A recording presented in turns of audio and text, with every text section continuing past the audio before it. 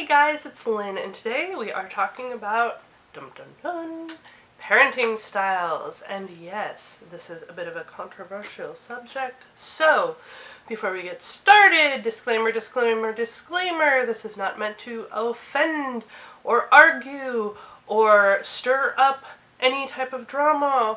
So if you feel you will be offended in any way by anything I say, you shouldn't be, but if you feel you will, please run, exit, go. I'm not here to offend or harm or attack anybody. This is a collab, and we are talking about our parenting styles. Now, as I mentioned, this is a collab with several ladies. I think the last count I heard was up to like 40 or something from the group's YouTube Mommy Meetup. I believe another one is called Mommy Chat Tuesdays. I will have it all linked for you below, but there's a lot of different people, and I bet every one of their answers will be different. So I am so excited to check all of these out and hear all the different answers to the questions. So, if you are coming over and you are new to my channel, hi, thank you so much for being here. Let me introduce myself. My name, as I said, is Lynn. I am married to my wonderful husband who is in IT. I am fortunate enough to be a stay-at-home mom. I have two boys. My first wonderful boy is 4 years old, just recently turned 4. My second is about to turn 2 in a few months, and he is a little wild man. My kids are little, so my answers will probably be a little bit different than some of the others you hear. But if you have little kids or are just getting ready to have a kid, this may be interesting or useful to you.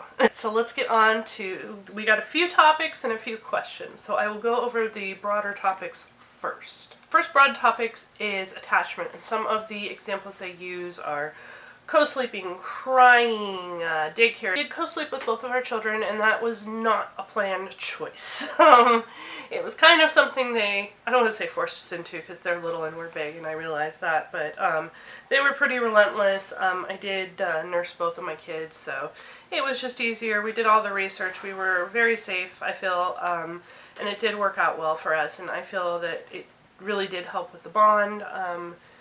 I don't consider myself an attachment parent, but I do feel that we incorporate a lot of things that parenting style does, as far as we really like to be hands-on with our kids, we like to play with them. Trying it out, we tried it on my oldest, and it was an absolute nightmare. I'm really not a huge fan of it.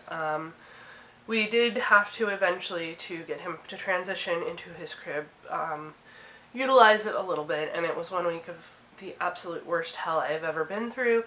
I do not recommend it except as a last resort, although there are some people who swear by it. I guess I would just say go with your gut, but I'm not a fan of it. As far as daycare goes, I noticed my oldest son was right around almost 2 years old, or right at 2, and he was not learning socialization skills very well. I mean, he was friendly and he was fun and he wanted to be social, but he didn't really get personal space.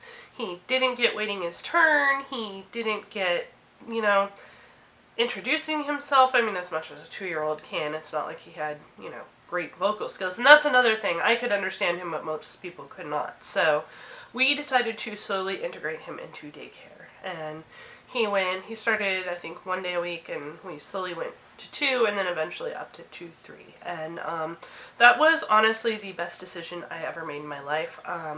He really thrived. He did well. His vocabulary increased. His etiquette was much better. He knows to introduce himself. Hi, my name is blah, blah, blah. He's bigger than most other kids, so he needs to learn to be gentle with smaller kids and stuff. And now he's in preschool a couple of days a week, which I think is really good for him, and he will eventually be going more full-time into preschool, and then next year he's going into kindergarten, and I'm not going to talk about that because I'm going to cry. So we're probably going to be doing the same with my younger son when he turns 2. The next topic is activities, and it says ears pierced, which I don't think pertains to my kids. I mean, when they're adults, if that's what they want to do, fine, but they're boys, so not before that.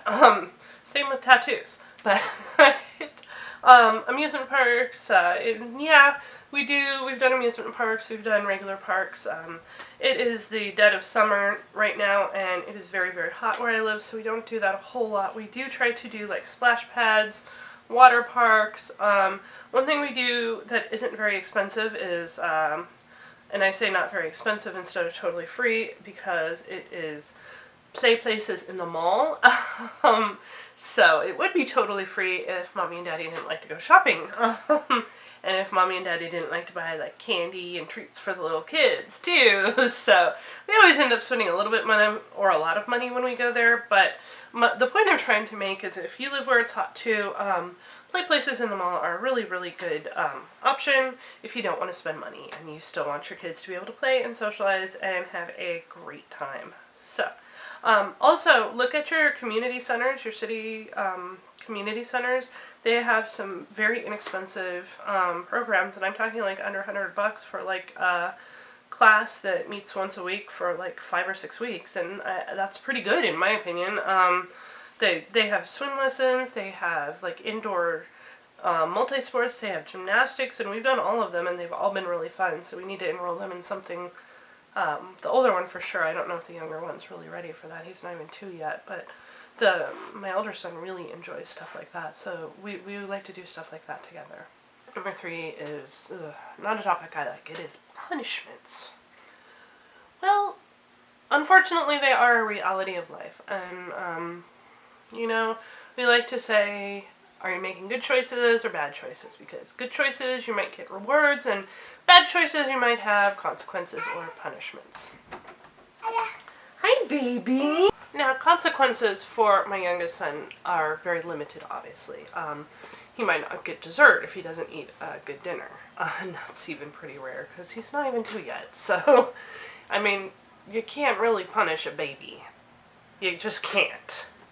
That's just wrong. You can't punish a baby. But, you know, we obviously tell him no, and he knows no because he smiles and he says, no, as he's doing the no-no. So, he's starting to get it, so it'll come along. But, with my 4-year-old, we have tried everything. We've tried timeouts, which don't seem to work. We have tried, taking stuff away, which sometimes works and sometimes doesn't.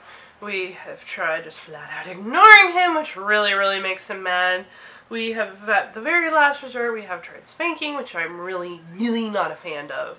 I am not a spare the rod and spoil the child type of a parent. If you are, great. If that's what works for you, fine. It's not my thing. I don't care for it. I don't think it's right.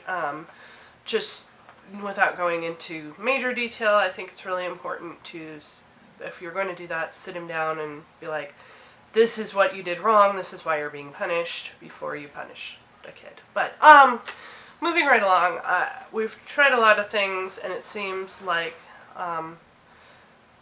the thing that works the best is putting him in his room and kind of taking away privileges. So, he is a bit of a handful. He is very smart, and he is very manipulative, and he is very, very cute.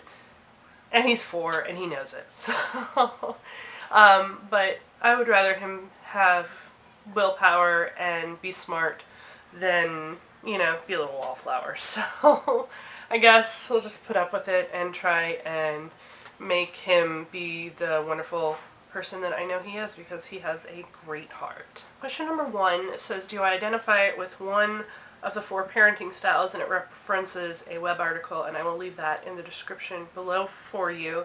And I guess I'm going to talk about the parenting style that I strive to be, because I don't think that I can fairly say that I attain that goal all the time. In fact, I can assure you that I fall short quite often. Unfortunately, you know, we're all human, none of us are perfect. The parenting style that I try to emulate and try to, you know, work towards is the authoritative, not the authoritarian, but the authoritative parenting style. And that's basically a parenting style where you have pretty high expectations of your children, which is definitely, my husband and I both have high expectations of our children because, you know, by the grace of God or whatever forces you believe in the universe, our children are both healthy physically and mentally, and emotionally, thankfully, at this point in their lives. If that changes, obviously, then, you know, their courses and goals and expectations will change. But right now, there's nothing holding them back from going as far as they want to go, and we want that for them. We want the very best that they can be to happen for them. So I want to be the type of parents that are, again, very hands-on, that are very, you know, loving and nurturing, as opposed to cold and standoffish, and we're never really distant. That's not where we struggle. Where we struggle is losing our tempers, and I think yelling. You know, I don't like to yell at my kids, but I do it sometimes, and that frustrates me, because I feel like that's a failing on my part, because, hi, the little kids and we are the grown-ups, and they lose their temper, that's expected. We lose our temper, and that's us, I don't want to say stooping to their level, but being immature, being irresponsible, and not making the right choices. So that's where I feel that I fall short a lot of the time anyway. The next question is, which parenting style did you grow up with? If different, why than your parenting style, why? I don't know. I grew up in a very different environment. I grew up with a single parent, a single mom who was working. I was watched by my grandmother, who I would call her authoritative. She had high expectations, but she was very warm and caring and kind. And my mom really did the best she could, but man, she had a lot on her plate. So it was a little bit chaotic at times, but I don't know. She did so well. I can't even fault her. It was just two different situations. So I can't really compare apples and oranges. 3-year-old's mad at me because I'm not letting him move the tripod, so he's slapping my foot. Number 3, are you happy with the way you parent your children, or do you want to change things up, and why? Yeah, you're a stinker. It depends on the day, I guess. It really depends on the day. I'm happy with my children, and I'm happy with the way I want to parent them. Am I always happy with the way it all turns out? No. But I'm happy with my parenting plan. I'm just not always happy with the unforeseen circumstances, I guess. Like a slap-happy 2-year-old. But, okay, now he's destroying my clothes, my clean clothes. Wow, so that's fine. So I would like to be able to have better follow-through. I would like to be able to stay calmer longer. A determined 4-year-old can pretty much upset anybody, so it's hard. It's really hard to stay calm and cool and collected. But again, I'm the adult, and that's my job, so that's what I would like to improve upon. So I encourage you to check out the playlist with all of the other wonderful women participating in this collab. Please watch it, check them out. I bet you will learn a lot about parenting in different households, in different family structures, scenarios, and I can't wait to watch. And if you are a mom or have children or are interested in doing this, doing these questions, I encourage you to do a video. I would love to see what you have to say on these. Thank you so much for watching. Please, if I've inspired you, go ahead and hit that subscribe button, and I will catch you in the next one. Thanks so much, guys. Have a great day. Bye.